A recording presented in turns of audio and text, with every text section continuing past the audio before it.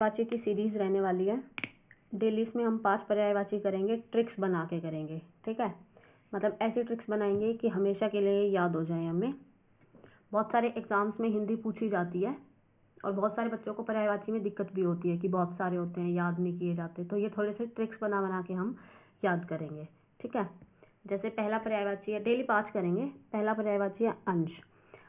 भाई इसमें तो कोई ट्रिक बनाने की जरूरत नहीं है, अंश तो बहुत इजी सिंपल सा वर्ड है। आपको पता है अंश क्या होता है, भाग, हिस्सा, किसी भी चीज़ का टुकड़ा।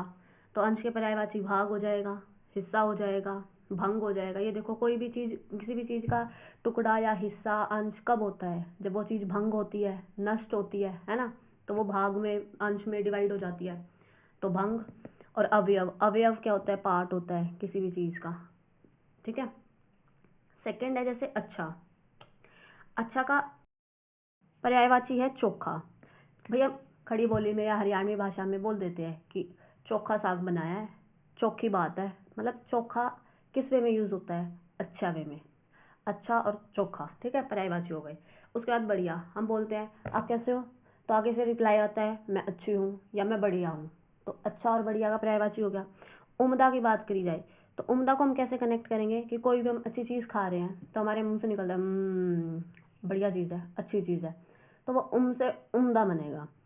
बात करें घना की, तो घना और अच्छा को कैसे कनेक्ट करेंगे, हरियाणवी भाषा में बोलते हैं घना किसके लिए यूज होता है, ज्यादा चीज के लिए। और कोई भी चीज अगर ज्यादा है तो वो अच्छी तो ऑटोमेटिकली है ना। तो घना यानी ज्यादा और ज्यादा यानी अच्छा। उसके बाद नेक्स्ट है आला।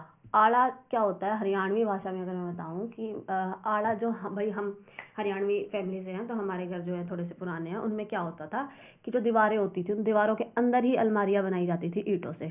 और उन अलमारियों में अब हम क्या करते हैं, सामान स्टोर करते हैं। तो हम अलमारियों में, उन अलमारियों को बोलते हैं क्या, आड़ा। अगर हम उन आड़ों में सामान रख रहे हैं अपना, हमारा सामान स्टोर हो रहा है, तो हमारे लिए तो बढ़िया चीज़ है ना, हमारे लिए तो अच्छी चीज़ है। तो हमारे लिए तो ऑटोमेटिकली आड़ा का मतलब क्या होगा, अच्छा। तो भाई हमें तो ऐसे याद हो जाता है, ठीक है। नेक्स्ट है अचेत। अचेत का मतलब क्या होता है, चेत होता है चेतना। चेतना यानी कि इंसान होश में है, अपने होशो हवास में है। और उसके आगे ए लगते ही क्या हो जाता है, वो अपोजिट हो जाता है। तो अचेत का मतलब हो गया कि इंसान अपने होशो हवास में नहीं है, होशो हवास में नहीं है। उसका पर्यायवाची क्या क्या हो सकता है, मूर्छित। मूर्छित क्या होता है, बेहोश। मूर्छित का मीनिंग क्या होता है, बेहोश। तो अचेत का पर्यायवाची क्या हो जाएगा, मूर्छित हो जाएगा, बेहोश हो जाएगा। जो बेहोश है वो अपनी चेतना में है ही नहीं, उसे पता ही नहीं है, ठीक है। बेखबर। खबर क्या होती है, आसपास की खबर लगना। खबर यानी कि कुछ चीज़ का पता चलना, लेकिन जब उसके आगे बे लग जाएगा तो वो फिर अपोजिट हो जाएगा, बेखबर यानी किसी खबर का उसे पता ही नहीं है।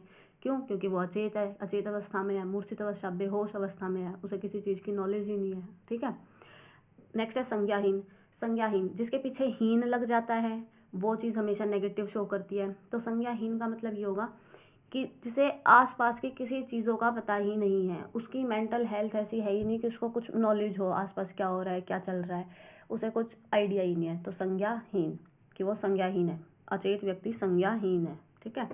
चेतनाहीन की बात करें तो चेतना का मतलब है कि किसी चीज़ की नॉलेज होना, जानकारी होना, और हीन लगते ही अपोजिट हो गया, यानी उसे किसी चीज़ की जानकारी है ही नहीं।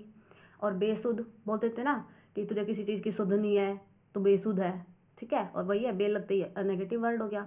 तो अचेत के पर्यायवाची हो जाएंगे मूर्छित, बेहोश, बेखबर, संज्ञाहीन, चेतनाहीन और बेसुध। नेक्स्ट है अधर्म।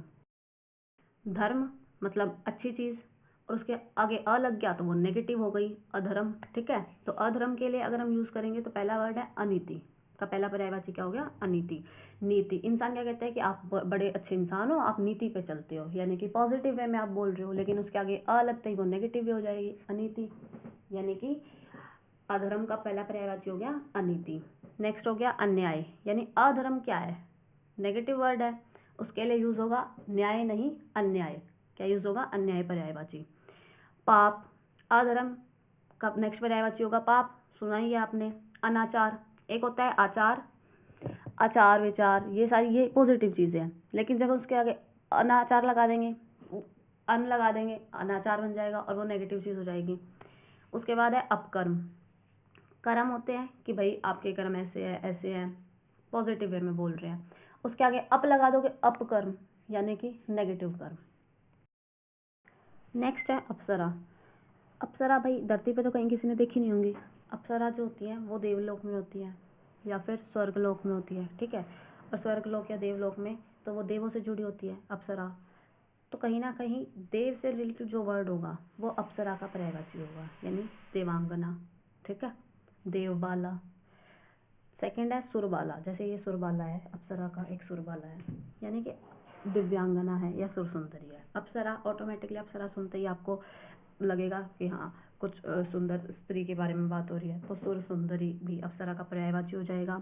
दिव्यांगना की अगर बात की जाए तो दिव्य, दिव्य कहते ही कुछ प्रकाश में है, कुछ अच्छी चीज़ है ना, कुछ जिससे मन खुश हो, ऐसी चीज़ आपको अगर दिखे तो आप दिव्य जैसे बोलेंगे तो वो दिव्यांगना उससे कनेक्ट हो जाएगा। और सुरबाला, सुर और बाला, बाला बाला लेडीज़ के लिए यूज़ होता है, और सुर भी अच्छा ही अच्छे पॉजिटिव वे में यूज़ किया जाता है, तो सुर बाला हम ऐसे याद करेंगे, ठीक है। तो अप्सरा का पर्यायवाची हो जाएगा देवांगना, देव से रिलेटेड, सुरबाला, बाला महिला, और सुर, सुर एक पॉजिटिव वे में आप बोल रहे हो तो दिव्यांगना के दिव्य, दिव्य के उसमें अगर आप यूज़ कर रहे हो, सुर सुंदरी, सुंदरी, और देवबाला देव के कंटेक्स्ट में आप यूज़ कर रहे हो, ठीक है। तो ये 5 पर्यायवाची थे। नेक्स्ट वीडियो में हम अगले 5 पर्यायवाची करेंगे ऐसी ट्रिक्स के साथ। लाइक करें, शेयर करें, सब्सक्राइब करें, कमेंट करें। Thank you.